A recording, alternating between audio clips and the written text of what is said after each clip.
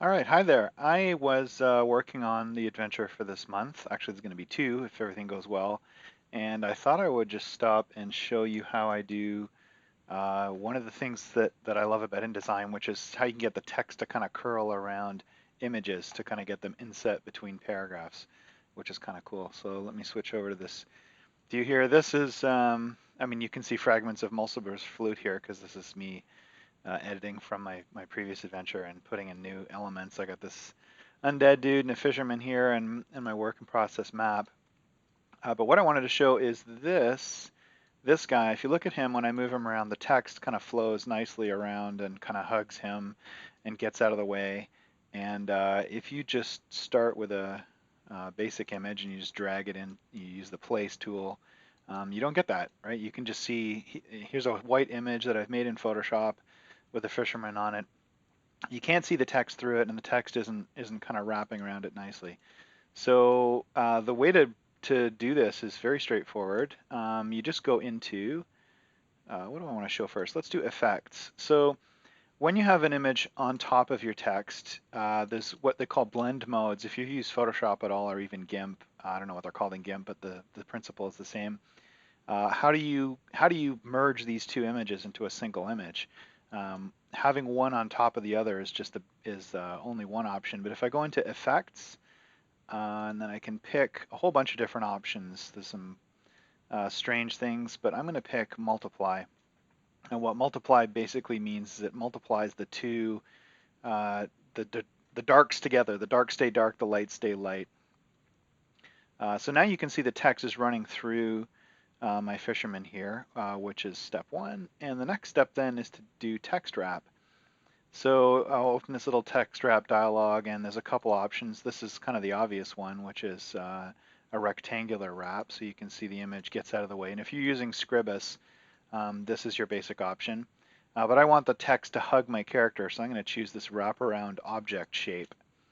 And now what you have to do is just tell it what object shape should I use. I can use the bounding box, this rectangular outer surface of the image, but I can actually just go type and detect edges. And there's lots of ways to do this. This is just the one that I end up using the most. So now you can see it has detected the the edges of my image. And I probably have some settings in here that are different than what it would do by default, but you can then control just how much space you have around your text. I like 0p10 for this person. There it is. It's really that simple. Now whenever I put this dude somewhere, the text gets out of the way and it's all kind of hugs him nicely. One other thing to say is that there's this wrap options.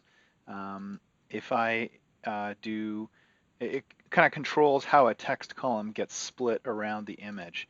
So if I put him right in the middle of a paragraph, you can see I've got it set to largest area. So it's actually only going to flow down one side. If I move him over this way a little bit, the text kind of flops onto the other side. So what you might do instead is both right and left sides. It depends on how wide your paragraphs are, whether you want like an object jammed into the middle of a paragraph. I find that not ideal. I tend not to do that much. I try and have images that are fairly concave. You can see I've broken my rule here with this knife wielder. But as long as he has these nice concave edges, there isn't usually a problem. If I do have, so what's that option about? Let's drag this guy over here. You can see how the text kind of nestles inside. You can have text kind of flowing on two parts of an image. That might be a problem if you've got a character whose like legs are spread apart, or if they're holding up their hands like this, you might have text kind of percolate down in the middle and you might not want that. So that's what this option is about.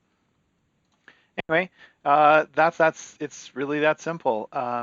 And I hope maybe this is going to come in use to somebody who's gearing up for the 2018 one-page dungeon contest. Maybe it's worth busting out 20 bucks to subscribe to InDesign for a month. It's a bit expensive, but there's some really cool things you can do with it.